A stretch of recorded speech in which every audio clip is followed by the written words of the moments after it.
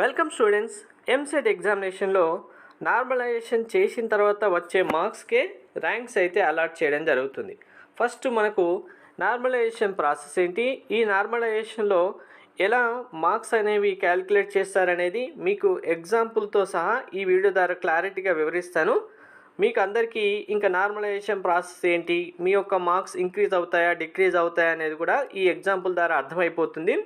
Video end వరకు skip చేయకుండా చూడండి, అప్పుడే కరెక్ట్ ప్రాసెస్ ఏంటి అర్థమవుతుంది.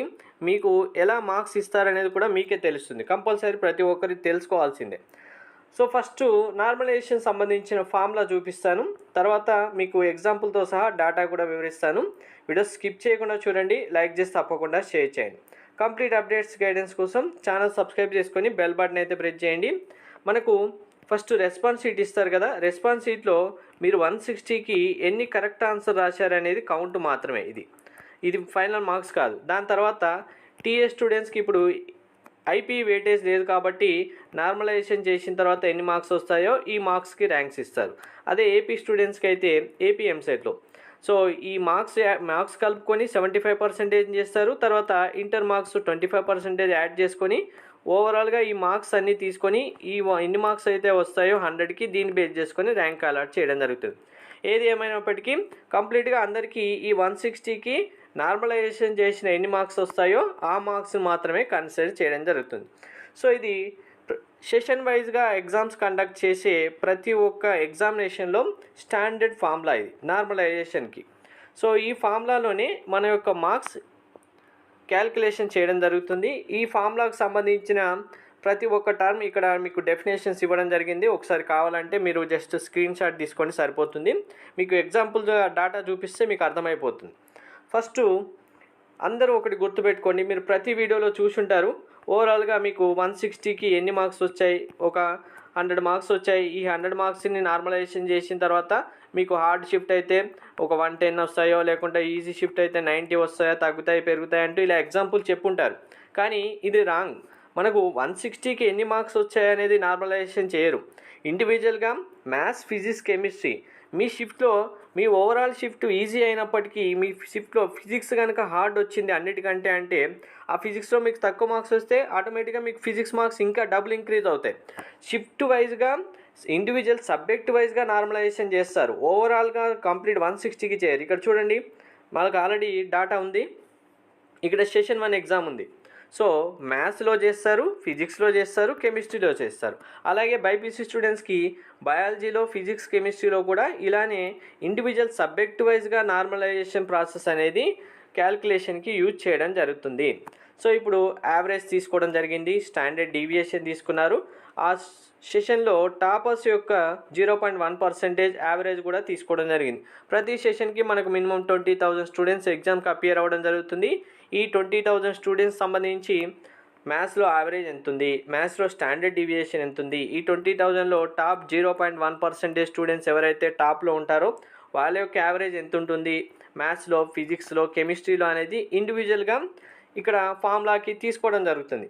అలాగే సెషన్ 2, సెషన్ 3, సెషన్ 4 ఇలా ప్రతి ఒక్కటి తీసుకున్న తర్వాత ఫార్ములా ప్రకారం మనకు గ్లోబల్ 0.1% యావరేజ్ కావాలి కదా. సో అన్ని షిఫ్ట్లు కలుపుకొని గ్లోబల్ యావరేజ్ తీసుకుంటారు, గ్లోబల్ స్టాండర్డ్ డీవియేషన్ తీసుకొని గ్లోబల్గా 0.1% టాపర్స్ యొక్క యావరేజ్ కూడా తీసుకోవడం జరుగుతుంది. సో ఇలా maths, physics, chemistry or botany, zoology, physics, chemistry తీసుకున్న తర్వాత అప్పుడు ఏం చేస్తారంటే సెషన్ వైజ్గా మనకు క్యాలిక్యులేషన్ తీసుకున్నారు. నెక్స్ట్ ఫార్ములాలో ఇండివిజువల్ సబ్జెక్ట్ వైజ్గా మార్క్స్ పుట్అప్ చేస్తూ ఇప్పుడు స్టూడెంట్ యొక్క మ్యాథ్స్, ఫిజిక్స్, కెమిస్ట్రీ మార్క్స్ ఉన్నాయి కదా. సో ఇప్పుడు ఫస్ట్ ఒక ఎగ్జాంపుల్ చూడండి. ఇది టేబుల్ 1. స్టూడెంట్స్కి యాక్చువల్గా మ్యాథ్స్లో ఫస్ట్ 0 నుంచే స్టార్ట్ చేద్దాం, మీకు అర్థమైపోతుంది. 0 వచ్చాయి.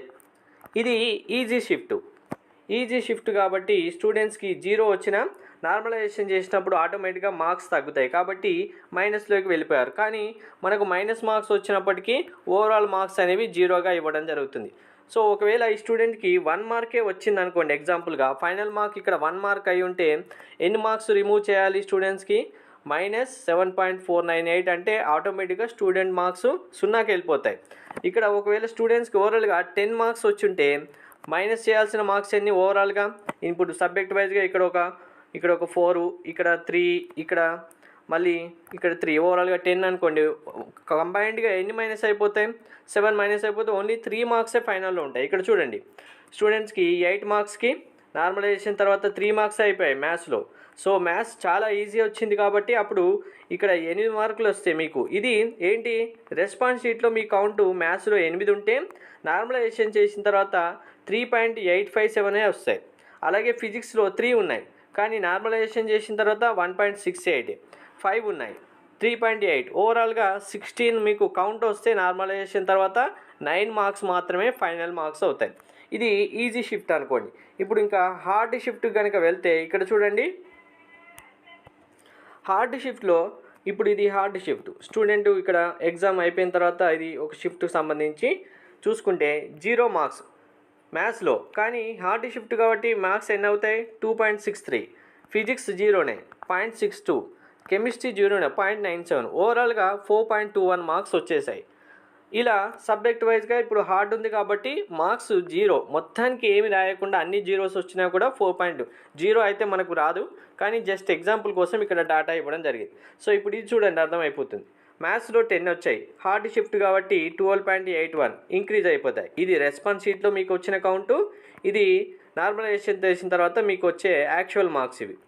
ఫిజిక్స్లో 5కి 5.83, కెమిస్ట్రీలో 1కి 1.92. సో 16 మీ కౌంట్ అయితే రెస్పాన్స్ షీట్లో, నార్మలైజేషన్ చేసిన తర్వాత 20.6. ఇలా ప్రతి ఒక్క స్టూడెంట్ సంబంధించిన ఇండివిజువల్ మార్క్స్ అనేవి సబ్జెక్ట్ వైజ్గా క్యాలిక్యులేషన్ చేసిన తర్వాత ఇంక్రీజా డిక్రీజా అనేది ఇక్కడ మనకు చేయడం జరుగుతుంది. సో ఆటోమేటిక్గా ఇక్కడ చూడండి, ఇప్పుడు మ్యాథ్స్లో 57 ఉంటే 60 అయిపోయాయి, 8కి 9 అయిపోయాయి, 35కి 34. ఇక్కడ చూడండి ఇది హార్డ్ షిఫ్ట్ అయినప్పటికీ ఇప్పుడు మీకు చెప్పాను కదా సబ్జెక్ట్ వైజ్గా చెప్తారనేది, చూడండి మీకు అర్థమవుతుంది. ఇది కూడా ఇప్పుడు ఇది హార్డ్ షిఫ్ట్, మ్యాథ్స్లో ఇంక్రీజ్ అయ్యాయి, ఫిజిక్స్లో ఇంక్రీజ్ అయ్యాయి, కానీ సబ్జెక్టు చూసుకుంటే ఆ హార్డ్ షిఫ్ట్ అయినప్పటికీ కెమిస్ట్రీ సబ్జెక్టు ఈజీగా రావడం వల్ల కెమిస్ట్రీలో మార్క్స్ డిక్రీజ్ అయిపోయాయి. చూడండి 35 ఉండాల్సినవి 34.55 అయ్యాయి. అప్పుడు ఓవరాల్గా మార్క్స్ 104 వచ్చేసాయి. సో మీకు హార్డ్ షిఫ్ట్ వచ్చినప్పటికీ మీరు ఆ హార్డ్ షిఫ్ట్లో ఏ సబ్జెక్ట్ అయితే ఇంకా హార్డ్గా ఉంటుందో దాంట్లో ఎక్కువ మార్క్స్ వచ్చాయనుకోండి, మీ మార్క్స్ ఇంకా ఆటోమేటిక్గా ఇంక్రీజ్ అవుతాయి. సో ఇక్కడ స్టూడెంట్ ఇప్పుడు 57 మార్క్స్ వచ్చాయి. సపోజ్ ఇక్కడ ఫిజిక్స్లో మీకు హార్డ్ వచ్చింది అందరికంటే, ఇక్కడ మీరు 8 బస్లు ఒక 15 మార్క్స్ స్కోర్ చేస్తున్నారనుకోండి, ఆటోమేటిక్గా 15 అంటే ఇక్కడ ఇది 17 లేదా 18కి వెళ్ళిపోతుంది మీ మార్క్స్. అదే హార్డ్ షిఫ్ట్లో మీకు కెమిస్ట్రీ ఈజీగా వచ్చింది, ఇప్పుడు ఇక్కడ చూసుకున్నట్టుగా కెమిస్ట్రీ మీకు 35 వచ్చినా ఏమవుతుంది, ఆటోమేటిక్గా మీకు మార్క్స్ తగ్గిపోతాయి. అందుకే ఇండివిజువల్ సబ్జెక్ట్ వైజ్గా కూడా మనకు డిఫికల్టీ లెవెల్ అనేది చాలా చాలా ఇంపార్టెంట్. సో ఇప్పుడు మరి ఇలా మార్క్స్ తగ్గుతున్నాయి పెరుగుతున్నాయి, కానీ ఓవరాల్గా అసలు నార్మలైజేషన్ చేస్తే ఎన్ని మార్క్స్ ఇంక్రీజ్ అవ్వచ్చు, ఎన్ని మార్క్స్ డిక్రీజ్ అవ్వచ్చు అనేది అందరి డౌట్. 70% ఆఫ్ ద స్టూడెంట్స్కి మార్క్స్ అనేవి 0.1 నుంచి 5 మార్క్స్ వరకు ప్లస్ ఆర్ మైనస్ అవ్వచ్చు. 70% ఆఫ్ స్టూడెంట్స్కి, ఎగ్జామ్ రాసిన 70% ఆఫ్ స్టూడెంట్స్కి 0.1 నుంచి 5 marks difference plus or minus రావడానికి ఛాన్స్ ఉంటుంది. సో మిగిలిన 30%కి ఏమవుతుందనేది కూడా చెప్తాను. అంటే మీ మార్క్స్ +5 అవ్వచ్చు, -5 అవ్వచ్చు, +0.1 అయినా అవ్వచ్చు, -0.1 అయినా అవ్వచ్చు. మీ షిఫ్ట్లో ఉన్న ఇండివిజువల్ సబ్జెక్టు హార్డ్నెస్ లేదంటే డిఫికల్టీ ఈజీ బట్టి డిసైడ్ అవుతుంది. సో ఇంకా మిగిలిన 30% స్టూడెంట్స్కి మిరాకిల్సే జరుగుతాయి. ఎందుకంటే మనకు లాస్ట్ ఇయర్ చూసుకుంటే హైయెస్ట్ 16 మార్క్స్ యాడ్ అయ్యాయి నార్మలైజేషన్ తర్వాత. సో లాస్ అయిన స్టూడెంట్స్ యొక్క మార్క్స్ 12 మార్క్స్ లాస్ అయ్యారు నార్మలైజేషన్ తర్వాత. ఈ 30% స్టూడెంట్స్కి ఇంకా అది అదృష్టమో దురదృష్టమో పడుతుంది. కంపల్సరీగా మార్క్స్ మ్యాక్సిమం మనకు లాస్ట్ ఇయర్ 16 వరకు యాడ్ అయ్యాయి కాబట్టి మీకు ఇంకా ఈ 5 అనేది కాదు, 8 అయినా అవ్వచ్చు, 10 అవ్వచ్చు, 12 అవ్వచ్చు, 15 అవ్వచ్చు, ఎంతైనా అవ్వచ్చు. పెరగాల్సిన మార్క్స్ ఇంకా మీకు కూడా 15 to 16 వరకు యాడ్ అవ్వచ్చు, లేదంటే మీ మార్క్స్ 12 వరకు కూడా డిక్రీజ్ అవ్వచ్చు. ఎందుకంటే లాస్ట్ ఇయర్ స్టూడెంట్ డైరెక్ట్గా 50 మార్క్స్లో ఉన్న స్టూడెంట్ ఆటోమేటిక్గా నార్మలైజేషన్ తర్వాత 38కి పడిపోయారు కాబట్టి క్వాలిఫై అవ్వలేదు. మీకు ఏదైనా జరగచ్చు. మీ యొక్క subject difficulty, overall shift difficulty ఇవన్నీ డిసైడ్ చేస్తుంది. కాబట్టి కంపల్సరీగా ఓవరాల్గా రాసిన ఎగ్జామినేషన్లో ఏ షిఫ్ట్ డిఫికల్ట్, ఏ సబ్జెక్టు డిఫికల్ట్, అందులో మీరు ఎన్ని మార్క్స్ స్కోర్ చేస్తున్నారు అనేది చాలా ఇంపార్టెంట్. అర్థమైంది కదా? ఓవరాల్గా చూసుకుంటే ఈ 70%లో కనుక మీరుంటే మీ మార్క్స్ +or-5 అవ్వచ్చు అండ్ యావరేజ్గా 0.1 నుంచి. లేదు ఇంకా 30%లో ఉంటే మరీ అదృష్టం ఉన్న స్టూడెంట్స్ అయినా అయి ఉండాలి, మరీ బ్యాడ్ లక్ ఉన్న స్టూడెంట్స్ అయి ఉండవాలి. మీకు +16 అవ్వచ్చు, -12 కూడా అవ్వచ్చు. ఇది complete normalisation process. Thank you.